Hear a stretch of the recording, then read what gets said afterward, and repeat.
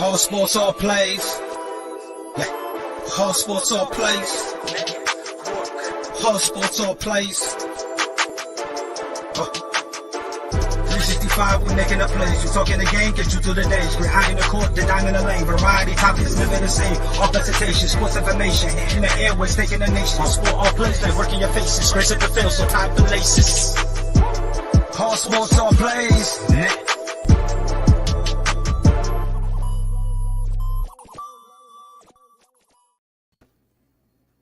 All right, good morning, everybody. Welcome to Around the Bases. I'm Chris Gonzo, joined by the stat guy, Dustin Reese.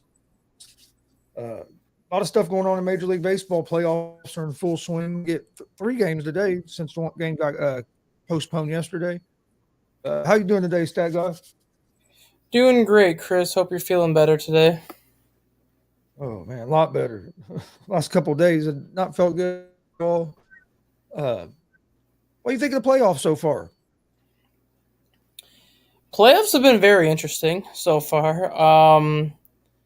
Obviously, right now you have Yordan Alvarez, who appears to be the MVP of the first round of the playoffs because he's had now 2 game-winning home runs in the first 2 games against Seattle, putting Houston on the brink of not only advancing but sweeping Seattle, which I'm honestly shocked that the series has kind of gone that way. I figured Seattle would be able to get 1 game in Houston, and I thought the series was going to go 5 games from the start, so that's kind of a shock to me. But the other 2 series are kind of how I expected it to be. You have the Phillies and the Braves are division rivals, and you have the Padres and the Dodgers are division rivals, so that doesn't surprise me at all to see those series both tied up at 1. Yeah, Seattle, man, they blew 2 great chances of at least splitting there in Houston, or maybe even winning both of them. I wouldn't say winning. I wouldn't say winning both. I'd say splitting, just because they had Verlander on the ropes in Game 1, and you know as well as I do, there's not too many times that you're going to see Verlander struggle the way he did. So the fact that you had him on the ropes, the fact that you had a 6-3 lead against him, and you let that one get away, that's the game that Seattle's going to be kicking themselves with if they end up losing this series because of it. And speaking of that game, what did you think about Surface bringing in Ray in that situation? Why not? They have a good bullpen, a good closer. Why not go with your closer instead of bringing in a starter that's not necessarily not used to that situation? I understood the move in terms of the lefty-lefty matchup. Robbie Ray is very, very good against left-handed hitters. Yordan Alvarez, he's not bad against left-handed pitchers, but he doesn't have the power against lefties that he does against righties. So I understand that decision. I understand the move because come playoff time, it's pretty much everybody on deck. You kind of have to be ready for any certain role at any time, even if it's something that you're unfamiliar with. You have to look at it like this, like the move backfired and the Mariners lost because of it. But let's just say he comes in and he gets Alvarez out and Seattle wins. Well, then you're going to be looking at the move saying that the move worked. Yeah. It just ended up being that situation where it didn't work in his favor. Oh, yeah. It's easy to second guess after you see the results. But I just thought, man, it's kind of – but I understand you had – I mean, that's a game you have to win. And once they lost that game, I think I figured this series is basically over. Because, like you said, and I think that's another reason why he made that move too. Because, like you said, it was a game that they had to win, and knowing that they had Verlander on the ropes, and then you start to see Houston kind of slowly crawl back into it. I think that move was made to be like, we need this guy to get Alvarez out. We need to get this win so we can at least go back to Seattle with a split. And see, they're off. They don't play today, right? They should play today. I think it should be. Nope. Yeah, they're off today. No, they should be off. I think they're off today. I think the only American League team today is the Yankees, the Guardians, and that's all National League otherwise. Yeah, because they got that game postponed yesterday, which they kind of knew that was going to happen. They were talking about that during the game Tuesday that they didn't think they'd get to play on Thursday. I don't think they're going to be able to play today either. There's supposed to be rain and thunderstorms up in the New York area all day today. Oh, is it again? So, what do you think about that series? Do you think the Guardians can get back in it? I mean, we talked about this on Monday or Tuesday before the playoffs started. With really the only chance that the Guardians have is to basically hope that their pitching holds up, and even at that, it's going to be hard to beat the Yankees just because the Yankees can score very easily. But you saw it in Game 1. The Guardians kept that game within 2-1, gave themselves a very good shot to win until Rizzo hit the 2-run homer, and they ended up losing 4-2.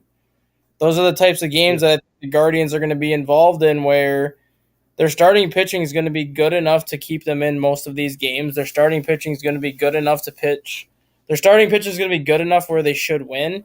It's just that they don't get enough offense from their team that can overcome it. And today's game with Shane Bieber and Nestor Cortez, I expect that to be like another 1-1, 0-0 type of game heading into the 7th inning. And maybe the Guardians can win today and scratch out a 1 or a 2-run inning to win like 2-0. But it's going to be another low-scoring game just because both teams are going to have great pitchers going today, and you have one offense that can't hit. And do you think these rain delays going to hurt these games getting postponed? Going to hurt the Guardians because now you might only get Yankees might only have to see Bieber for one game. I don't think it's going to hurt him at all, just because Bieber's going to be on either extra rest or normal rest now. And either way, there was a good chance that you were only going to see Bieber once anyways, unless the series got to 5 games. And he came back on a short rest. Yeah. Yeah, I think it's going to be a better series than what people think. I think today's going to be Guardians have to win today. You got to get at least one in New York. You don't want to go back to Cleveland down 0-2, especially with Bieber on the mound. You got to win when he's on the mound. Yeah. Dodgers and Padres. Dodgers came out hot that first game. Game 1 jumped out to a big lead on Clevenger, but then next game I didn't watch the next game because that was the day I was feeling real bad. But Padres came back and got a big win to even that series up. What you think the Padres have a chance to get past the Dodgers?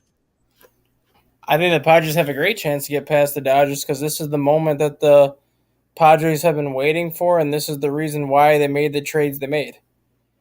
They made the trades this year for the playoffs. They made those trades for the division next year, and the Dodgers don't have that great of a playoff record in the last decade, despite having a near 750 winning percentage in the regular season over the last 10 years.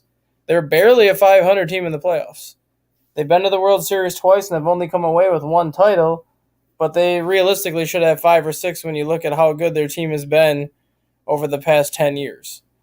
And the one thing that we've seen so far the first 2 games is the Padres are basically doing what the Dodgers did during the regular season. The Dodgers had the best bullpen in baseball during the regular season, where their earned run average was like a 2.5 or a 2.6, and that was with Craig Kimbrell having the terrible year he had. You take him out of the equation, that ERA is even lower, and you look at the first 2 games in the series, the Padres bullpen has thrown what they say like 10 or 11 innings, and then they've only given up 2 hits. The Padres bullpen is what's kept them in both of these games, and if their bullpen continues to pitch the way it does, the Padres have a great shot to win this series, and I think it's going to go 5 games regardless who wins, but the better the Padres bullpen pitches, the better chance that they have to come out on top. Yeah, because even that first game, after they jumped out on Clevenger, the bullpen came in and really settled that game down and gave the Padres a chance to come back and win that game. Yep. I'd like to see Soto get going. I think Padres really need him to get going, but I agree with you. I think they have a good chance to get past the Dodgers. I know the sports judge don't want to hear that because he's a big Dodgers fan. He was talking last night how he hates the Padres, but I think Padres have a real good chance of getting by the Dodgers. And then I think they get by the Dodgers, they're going to be a scary team, whether they play the Braves or the Phillies. I don't think anybody really wants to play the Padres right now because if their bullpen pitches like that and their offense gets going, they're going to be a tough team to get by. Yeah. I'd like to see, and Machado needs to get going too.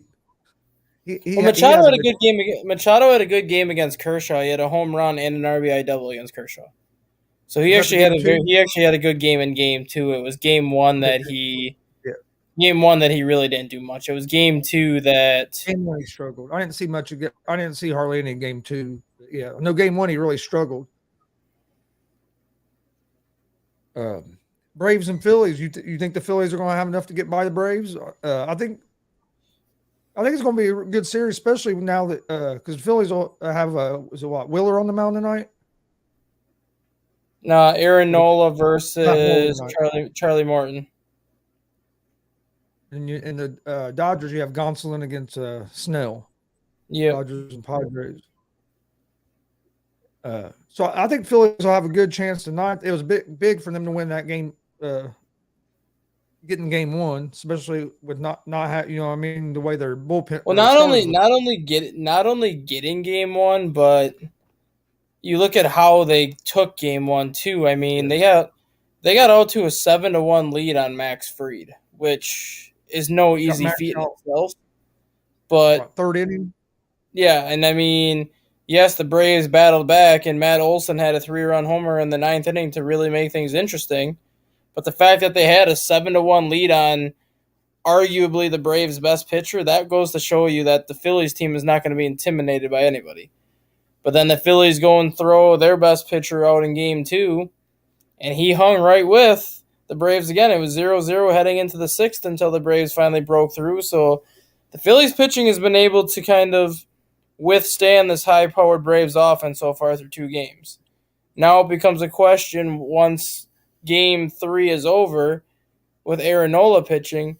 Even if the Phillies win this game to go up 2-1, I still think Atlanta wins the series because the Braves would not have to see Wheeler or Nola the rest of the series. And I think the Braves with Spencer Strider waiting in game four, I think they win game four with Strider pitching. And then Max Fried can turn around and pitch game five. I don't think Max Fried pitches as bad as he did in game one if he goes game five. Yeah, I don't see Fried pitching that bad again. I think the key for the Phillies, too, is they're top of the order because their top of the order had been struggling coming into this series.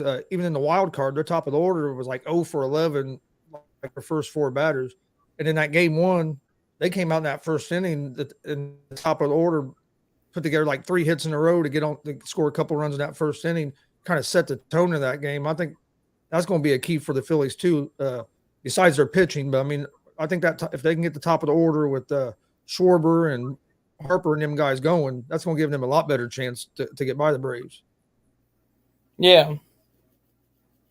Because I know in the wild card series, they couldn't hit nothing.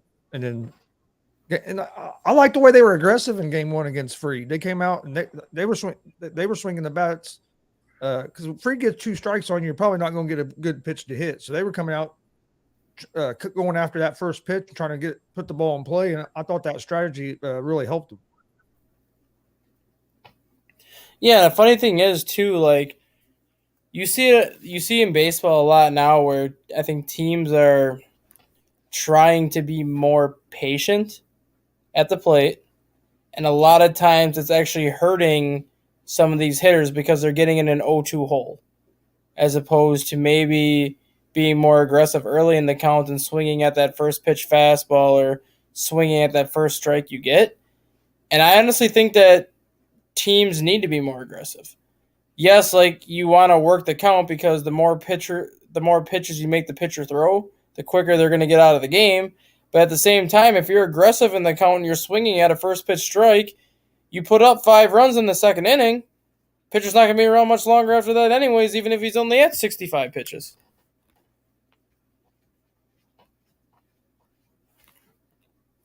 You're muted, Chris. I started talking, that's all come up. But no, that's why I thought that was a great strategy by the Phillies against Fried, was to try to jump on him early, get him out of don't let him get in a rhythm. And I think that's what they need. That's what they need to do against Charlie Morton today, and that's what they need to do against Strider in Game 4. If you're going to take a patient approach, do it against non-strikeout pitchers that like to pitch to contact, because those are the type of pitchers that are always going to be around the strike zone anyways. So if you want to be patient on a couple pitches, you know that you're still going to have pitches to hit, because contact pitchers like Kyle Hendricks or like when Wade Miley was in Cincinnati, they like to pitch around the strike zone. They don't care about strikeouts. They just won't walk anybody, and they'll just let the guys put it in play, and the defense can take care of it from there. But when you have guys like Strider and Max Fried and Charlie Morton, guys that you know are going to strike out 8 to 10 guys per outing, you can't be patient because as soon as they get the 2 strikes on you, they have so many different pitches that they can play with in so many different situations where you're pretty much guessing at that point as opposed to, a fastball is probably coming within one of those first 2 pitches. Swing at that first fastball and just see if you can make something happen with it. Yeah. No, I agree. Sometimes being impatient can come back and get you. What the hell? I don't know what you're thinking me for, but okay.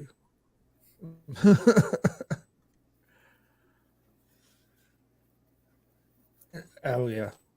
What do you think about Cortez making his playoff debut against Bieber? You think Cortez will come out, maybe get in a rhythm? I don't know. Playoff debuts are always hard. And Yankee Stadium is kind of one of those stages where if you struggle, they're going to let you know. And they're going to let you know loud and they're going to let you know early. If the Guardians have any advantage, this is the game that they have the advantage just because Shane Bieber has more playoff experience. And he just pitched in the wild card round before that and pitched phenomenally well.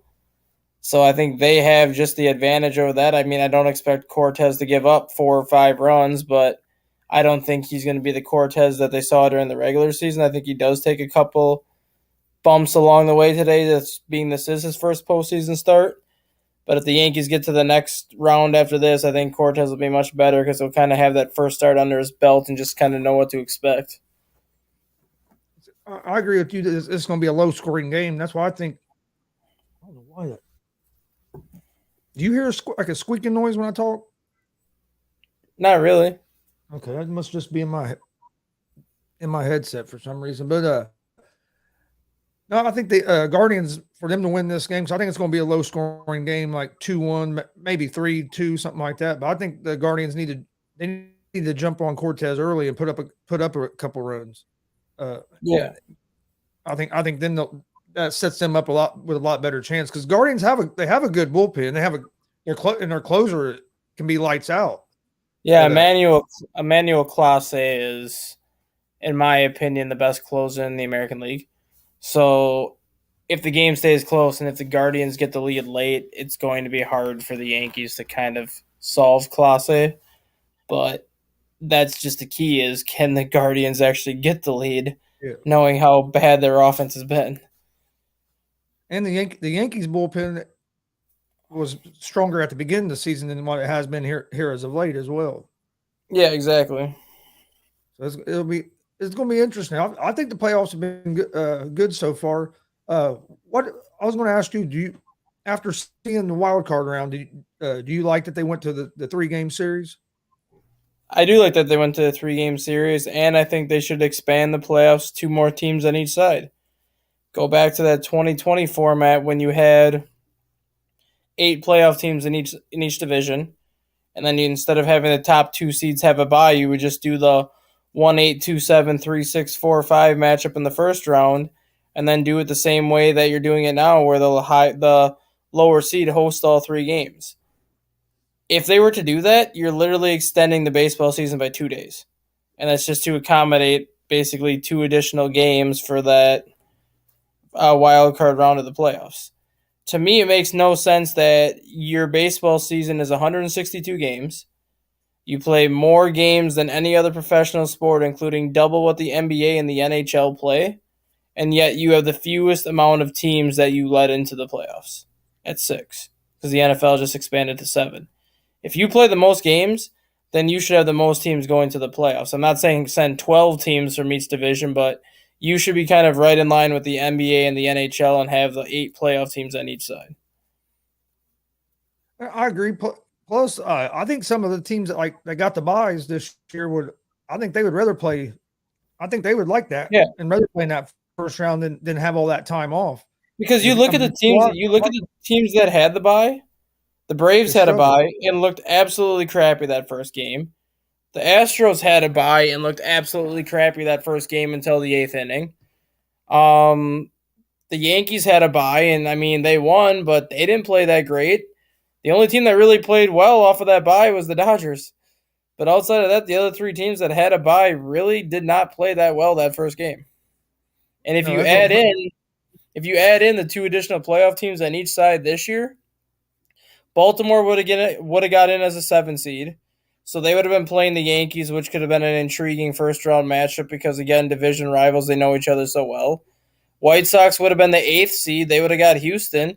White Sox always play Houston tough, so that's another intriguing matchup. And then you go to the National League, Brewers would have had the 7 seed.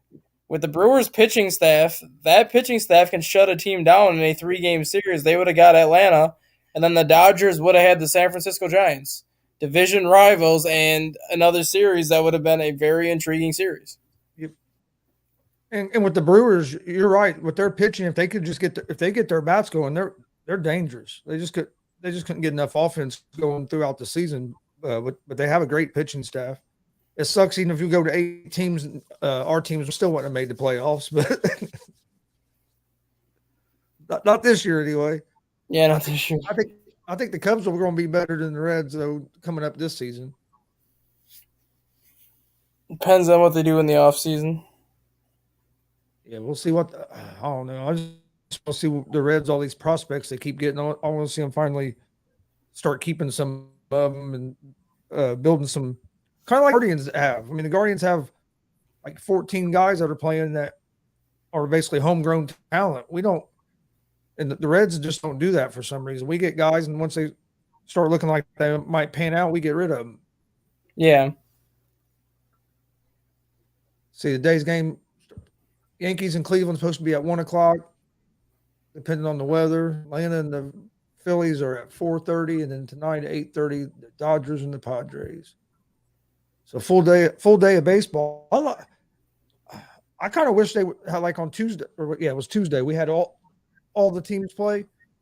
I kind of wish they'd have kept it like that instead of dividing it up where to American League. There was the reason why they divided it up is because if you would have kept it that way, then there would have been one day where no baseball would be going on because everybody would have had that travel day. So by dividing it up, it guarantees that baseball is going to be played every single day up until the wild card round is over. And then you'll have that 1 or 2 days off for travel between the wild card and then the championship series. And then you'll have the ALCS one night, the NLCS, like they'll go where you continuously have like baseball every single night. That's the only reason why they divided it up after that first. Yeah, well, I understand that. I love that day when we had four games, all could just sit around and watch baseball basically all day. Yeah, and the thing too is if you add 2 additional playoff teams like I was bringing up before, you literally could have 4 games a day. Because the one day you could you could have the 1 versus 8 matchup in the AL and the 1 versus 8 matchup in the NL paired with the 4 versus 5 matchups one day. And then the next day you have the 3 and 6 and 2 and 7 matchups going the next day. So you literally could have like all those games being focused on for at least 4 days.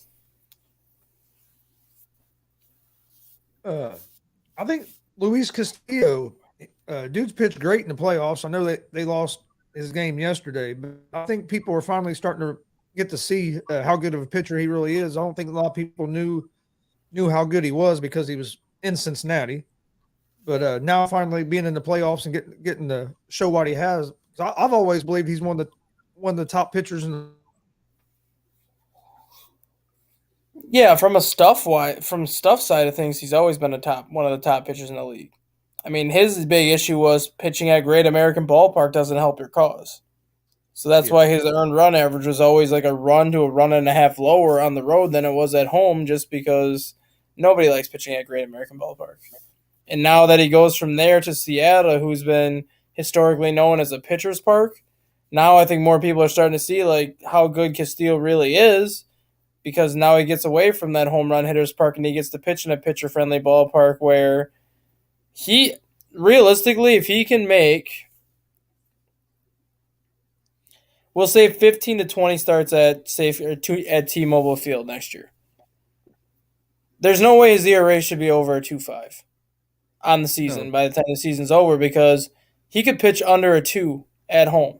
And then if he goes on the road and his ERA is closer to a 4, that's still like a 2.5, 2.6 ERA for the regular season. Yeah, and he usually pitches pretty good on the road. And his win-loss record would have been a lot better too, because I mean there was games in Cincinnati that he pitched good and they lost. I mean, Yeah, just because I you don't, remember against the Cubs, I think he lost 2-1 or 3-2. yeah, you just don't get didn't get no a lot of times didn't get no offensive support. But you're right, Great American Ballpark sucks for pitchers because you don't have to make the greatest of contact and you can still get a home run. Balls will fly out of that park. I love that park as a fan going to watch a game. It's a great place to go watch a game, but I wouldn't want to pitch there. I'm Yeah, I going to mean, Wrigley next year. you are going to Wrigley? I plan on going to Wrigley next season. I haven't been there yet, so I have to Well, get there. it's about damn time. I've been wanting to get there for a long time. I'm making plans to go this year. Probably go when they play the Reds. What's your favorite ballpark to go watch a game? Because I know you've been to a lot of different places and you go to a lot of minor league games and stuff. What's probably your favorite place to go watch a game? Well, Wrigley Field's my favorite, but I'm not gonna count Wrigley Field just because I go there so much. Apart from Wrigley Field, I would say Oracle out in San Francisco is an awesome park to watch a game, along with PNC in Pittsburgh. Minor league parks, there's a lot of great minor league parks just because the attendance is so much smaller in minor league baseball, obviously, that you don't have the outfield seating. A lot of the ballparks in the minors, you just have the outfield and really no people out there, so you get to see like better views of like where the stadiums are being built and things like that. Tennessee Smokies have a nice ballpark. It's built into the Smoky Mountain area, so you kind of have all the hills and stuff you're overlooking. Myrtle Beach is, I mean, they don't have a great vantage point in terms of view, but just where the stadium is located, it's literally located off of the biggest shopping and kind of the biggest carnival area in Myrtle Beach, where you literally have a boardwalk that goes from the stadium to the actual carnival that you can go to like every single day. But Jackie Robinson Ballpark in Daytona is a great stadium. And then the new stadium for I forget what it's called, but the new stadium where Pensacola Blue Wahoos play is also a great stadium for minor league baseball. In minor league, I've only been to a couple. I've been to, of course, Victory Field here in Indianapolis. It's a pretty nice minor league stadium, and then the Fort Wayne Tin Caps. They have a real nice stadium there in downtown Fort Wayne. That's a real nice place to go watch minor Yeah, league. four wins in South Bend is nice too. I haven't been there yet. I haven't been like I said. I've been to home. Them are only two minor leagues now. Major league, of course, I love Great American Ballpark, but besides that, favorite one I've been to is Baltimore. Camden. Yeah, Camden. I thought that was a real nice place. I like the way it was kind of, it's kind of built down in a hole. So when you walk in, you're basically in the upper level, and then you walk down to the rest of the seats. So even if you sit in the set, which we were down the first level, but even if you're in the second level, you're not real high up. So there's really not a bad seat in the place. Now it's not a real big ballpark, but I thought it was real nice. It's probably my favorite one I've been to besides Great American. Detroit Tigers have a nice ballpark there too. America. Yeah. We went like the year it opened. We was at a wrestling tournament. And they gave all the wrestlers got this bag like with registration. There was coupons in there for $6 tickets to go watch the Tigers and the Indians. So after my son got done wrestling that night, we went over and got set out in left field. We was like three rows up in left field. It was a nice ballpark. Yeah. I'm gonna try to get to a lot more ballparks. Try to go to some more minor league games. I like going to minor league games. For one, It's they're cheaper. affordable. I was gonna say they're affordable. You can spend like here in Indy, you can spend $15 to sit right behind home plate.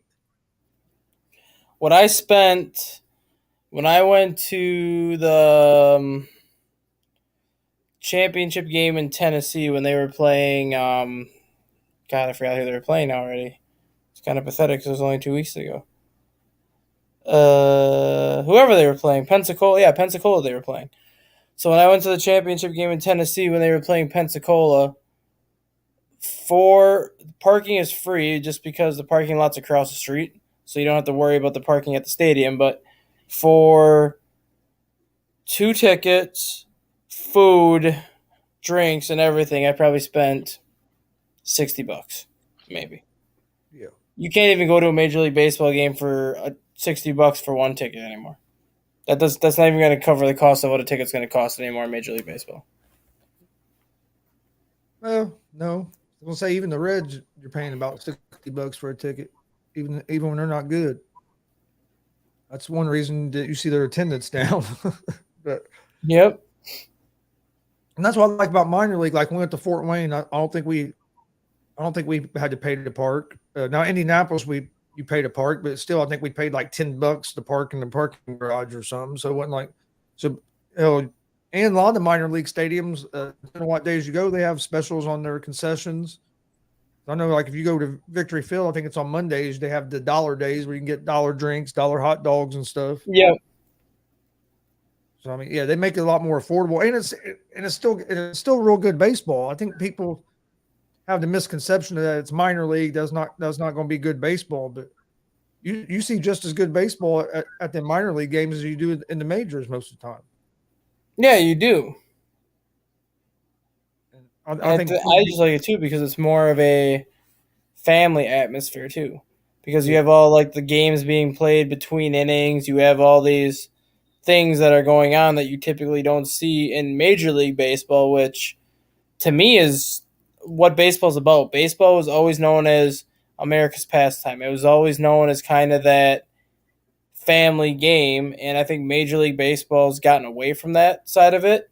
They've kind of gone more to the business, which okay, obviously you need to treat it like a business just because it is a business. It is what the owners are making money off of, but they also need to realize that it is still supposed to be like a family environment. That when you look at baseball, more often than not, it's families going to the game. It's not just one person or two people just going just to hang out. It's usually families going to a game, and the more expensive that you make these games, the more people you're isolating from baseball. And the more people you isolate, the harder it's going to be for you to attract the audience that you want to attract.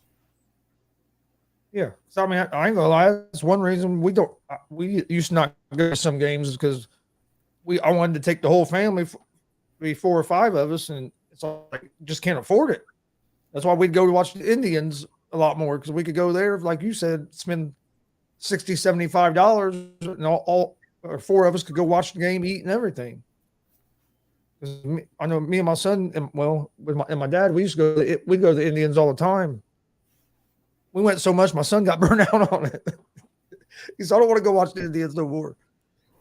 Yeah, like when I think my entire family went to the Wisconsin Timber Rather game back in July because that park's only like 10 minutes from my house, so I'll go to that. I'll go to a ton of those games just because it's only 10 minutes from my house. And for four tickets and parking alone was like $50. And then obviously you have the food in there, but I'm just thinking like 4 tickets at Wrigley Field is going to cost me $400. And I literally just spent $50 for 4 tickets and parking. And that's probably not even having like great seats either at Wrigley Field. That's probably sitting up, isn't it? It's not great seats, but it's not terrible seats. I mean, the bleacher seats, which used to only be $11 at Wrigley Field, are now like $60. Damn. And like the upper deck at Wrigley Field used to be between $45 and $60. Those are about $80 now. And then obviously the lower seats are the more expensive one, but Chicago Cubs have the most expensive ticket prices in baseball. Is there a bad seat in Wrigley Field? No, there's not. I was gonna say, I don't think there's just because of the way that stadium is designed, and just it was designed to make it feel like you were watching a high school baseball game or you were watching like your kid play summer baseball in the neighborhood. Because if you look at all the other baseball stadiums in the United States, whether it's minor league baseball, whether it's professional baseball, or even college baseball for that matter, most baseball stadiums are built in the suburbs or they're built in like a downtown metropolis type area. Wrigley Field is built in a neighborhood. It's not in the city. It's not in a suburb. It's on the north side of Chicago, 10 miles outside of the downtown area, and it's literally built in a neighborhood. That is why the Cubs have to play as many afternoon games as they do, just because of the stadium being in a neighborhood. They have certain regulations that they have to abide by for neighborhood rules where you can't have X amount of night games from, I believe, from April through, I want to say, the end of May. They can only have a certain amount of night games because of school. But once you get to summer, then from like June and July, it doesn't really matter how many night games you have. But then once September starts, you have to limit your night games because of school again. So they have to follow certain restrictions because of where their stadium is built, as opposed to like the other teams where they can pretty much have a night game every night if they wanted to. Wouldn't Wrigley one of the last stadiums to get lights? They didn't have Yep, lights. and that was because they were not allowed to have night games in the neighborhoods for up until the 80s. So where do people park at? Oh, if it's in the neighborhood, do they have plenty of parking around there? No, there's like one little tiny parking lot at Wrigley Field. Otherwise, you're parking on side streets. You're parking sometimes 2-3 miles away. So really the only way to get to Wrigley Field is you park downtown, you get on a train, and you take the train to Wrigley Field because the train literally drops you off a block from the stadium. Or you park maybe a couple miles from the stadium, you hop on a bus, and the bus will bring you pretty much right up to where the stadium is. There's really, unless you live in the neighborhood type area or within like 2 or 3 miles from the stadium, those are usually the only people that you will see driving to the stadium because they're close. Otherwise, everyone else is taking public transit to get there. Does people like that live around there? Do that? I know, like usually sometimes here in Indiana, people will charge people and them parking their yards and stuff. Some people do that, but some people do that, but because of the apartment buildings now having the bleachers on the roof over there, they typically only allow people that have tickets for that building to park on their property now. Just because they need to make sure that the people that bought the rooftop seats actually have a place to park so they can go watch the game up on the rooftop. Do you know how much those tickets cost? Those are $90, but you get unlimited food and drinks from 1 hour prior to the game to 1 hour after the game. I wouldn't be bad. I'm sure you probably can see pretty good from up there too. I mean, I think the view, it's a good view, and it's hard to see the players just because it's farther away, but it is a good view. But being up there, they always have like I think 2 or 3 TVs are usually on the roof because they have like bars up there. So you can still see like what's going on. They have radio up there so you can hear what's going on. So you're still getting to see the game the way you want to see it. You're just getting to watch it from kind of a different vantage point. And from up there, you don't have access to actually getting to go into the stadium either, do you? No. See, I want to go where I can go walk around, check the place out, especially the first time I go. Like I said, I've never been. I always say I'm gonna get down there for a game, but I'm going this year. You know, my sister lives in Chicago, so I could go stay at their house. I wouldn't even have to worry about a place to stay, even though I think they live about 10 minutes from downtown. Yeah. I've been to the White Sox ballpark. I'll be honest, I wasn't impressed with it. Well, I mean, it's built on the south side of town, but that was probably one of my least favorite stadiums that we've been to. Yeah, I mean, a lot of people like Miller Park, obviously, because I'm from Wisconsin and being Brewer fans, people obviously like Miller Park, but I honestly don't like Miller Park that much. And the reason for that is they made it too futuristic. They made it, I think, too much like a football stadium. Obviously, I don't mind the retractable roof just because playing baseball in Wisconsin in April, you kind of need that retractable roof just because the weather up here is terrible at that time of the year. But the rest of the stadium is just way too futuristic. You don't actually feel like you're watching a baseball game. And when I go watch baseball, I actually want to feel like I'm watching a baseball game, which is why I like Wrigley Field, which is why I like Fenway and Yankee Stadium and even like PNC Park for that matter, just because you feel like you're at a baseball game because of how the stadium is built. Like Great American Ballpark, you kind of have that feel, but then you have the big video board kind of out in left field that kind of takes that feel away a little bit. But you see like all these new stadiums being built and all they care about is having the biggest video board in center field or the nicest stadium that costs the most money and this and that. And it's just like that's not what baseball was about. And it takes kind of the nostalgia away from what it feels like to be at a baseball game. Speaking of Great American Ballpark, you see where they're signed a deal with Bet MGM, and they're going to have a sports book that's going to be open year round in Great American Ballpark now. If they're going to let that happen, Pete Rose better be reinstated and be in the Hall of Fame of baseball, because if you're banning him for baseball for betting on the Cincinnati Reds and now you're allowing Great American Ballpark to actually host betting, you're going to do something. You better do something. Otherwise, that is a terrible look for Major League Baseball to even allow that to happen in a stadium that is a stadium where a player that should be in the Hall of Fame is banned. Yeah, I saw that. I was like, I actually shared the post that had Pete Rose all there. Like, are you kidding me? It's what I mean. That's what. Oh no, I just was surprised that the Reds are going to be one of the first ones to have a sports book like that. When you have a guy that's banned for that, I think Pete Rose should be in the Hall of Fame anyway, but they won't let him in till I think they'll let him in, but I think it'll be after he passes away. I don't think they're going to give him the satisfaction of knowing that he's in. I think after he passes away, they'll finally let him in. I think they will now because I don't think they're going to have a choice. If they're going to allow sports betting to happen in Great American Ballpark, Major League Baseball is not going to have a choice. Just because now you are going to have players betting on their team or players betting on other teams, just because why wouldn't you? It's in your stadium. Why wouldn't you be betting on what is going on? And unless baseball is going to ban every single person that plays a bet either with their team, against their team, and so on and so forth, unless Major League Baseball is going to suspend everybody for doing that, they're not going to have a choice other than to reinstate Pete Rose and basically put him in the Hall of Fame because he deserves to be there. You think you're going to see sports books in almost every ballpark?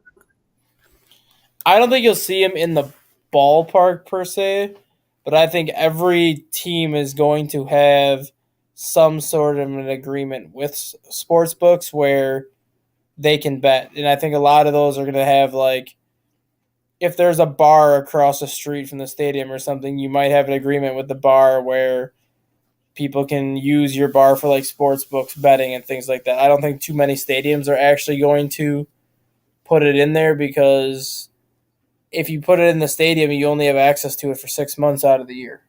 Well, they say that Great American Ballpark, you're going to have access year round. I don't know how they're. I mean, if you do that, that would be fine. But just the brighter picture is if you want to use something like that year round, you got to kind of put that off of the stadium just so people are able to use it year round. I'm wondering where it's going to be at Great American Ballpark. It has to be, I would want to say, somewhere over there by maybe their Hall of Fame museum. Maybe they're going to build something over by it because you have access from outside the stadium to there. Because, I mean, they're not going to open the stadium up every day just so people can get in there to go to a sports book. So it's going to have to be right there on the outside of the stadium somewhere. I'm assuming. Yeah, it'll probably be one of those things where they have a door facing the outside where people can go from the outside into it and then do whatever they got to do. But then they're also going to have a door that's on the inside, which would, I think, lead you into the stadium then too. Yeah, I figure it's going to be at Cincinnati over there by the gift shop and the museum where they have, because there's doors leading to the outside and on into the stadium. So I think it's going to be over there somewhere. But I was surprised. I'm thinking Cincinnati's going to be one of the first ones to put a sports book in there. It's kind of hypocritical, but okay. I mean, I don't have nothing against. I mean, I do some. Well, I haven't done nothing lately because I had the money, but I do. I mean, I do some go to the sports books every now and then. I like going to the one here at the casino in Anderson. Me and Dad will go there. And we used to go there every Sunday just and watch football because you could watch all the games were on. Yeah. Don't even have to. I mean, you don't have to spend a bunch of money either. But hell, some of them give you free drinks and stuff. One here doesn't, but I know some places you, if you're sitting in the sports book, you get free drinks. Nice. I know you don't hear that shit. Well, when we were going, you couldn't even have. That was during COVID. You couldn't even have drinks in the sports book. You had to have a mask on the whole time, and you couldn't have nothing to drink inside the sports book. You had to go outside the sports book to have anything to drink. It was kind of weird, but yeah. What game before we get out of here? What game are you looking most forward to today?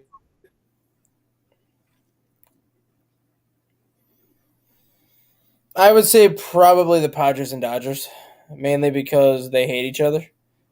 They're division rivals that have duked it out. I mean, I really can't say they've duked it out just because the Dodgers win the division by 20 games every year, but they're the two teams that have spent the most money in the National League the last several years. They're the two teams in the National League that, in my opinion, are positioned to have the most success for the longest amount of time. And they're just two teams that hate each other that are separated by like 3.5 hours. Yeah. That's a game I'm looking forward to the most. And basically for the same reasons. Plus with Snell and Gonsolin both on the mound tonight. Could be a low-scoring game, but if them two pitchers get going. Exactly. All right. Well, do you have anything else before we get out of here? If you could pick an MVP and a Rookie of the Year right now, who would you take? MVP. I think Judge is going to be the MVP.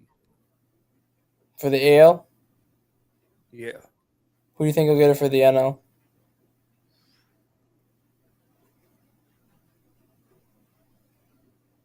Probably Goldschmidt. Okay. Who do you think? I think Judge has it locked up for the AL. I've been on the Paul Goldschmidt train on the NL for a while. But then you look at what Pete Alonso did. You got to throw Pete Alonso's name in there for setting the Mets franchise record for RBIs. Freddie Freeman, you got to throw in there for what he's done in his first year with the Dodgers. And I'm even going to throw Albert Pujols' name in there. Just because of the way he basically finished the season. The way that he played this year when I don't think anyone expected him to have the production that he had this year. He's probably going to have his name thrown in there and probably even pick up a couple votes just knowing that this was his last year. Yeah. Yeah, I wouldn't be mad if he got it in the National League, especially the way he went out this year. Man. Who do you think for Rookie of the Year? I'm trying to think on that one. I can't. Julio Yeah. Rodriguez for Seattle. He'll be the unanimous Rookie of the Year in the AL. The NL's got a lot of people. I mean, that's so wide open, but I think Strider will get it for Atlanta. Who do you think's gonna get the Cy Young in the National League?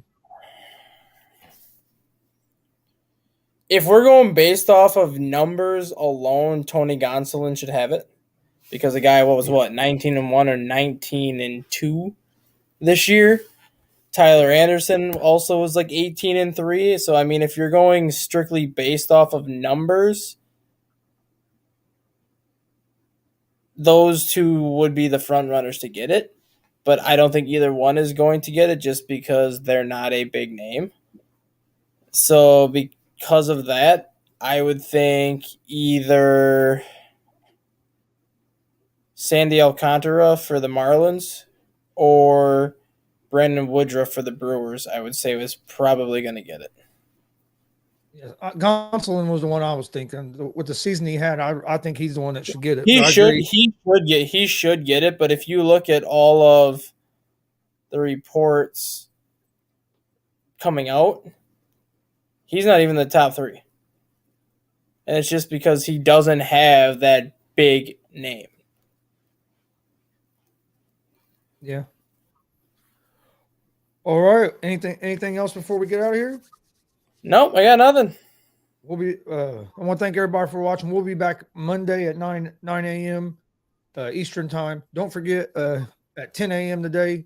ASAP in the morning will be coming up next. Go check out the morning show. Them guys, Craig and Ray, do a good job over there. I'm not sure if both of them be on today or just one, because I know Craig, I think, is getting married this weekend, so I don't know if he's going to be on today or not. I would say not. If I was getting married this weekend, I probably wouldn't be on the show. But I know they'll have a good show at 10 o'clock for ASAP in the morning.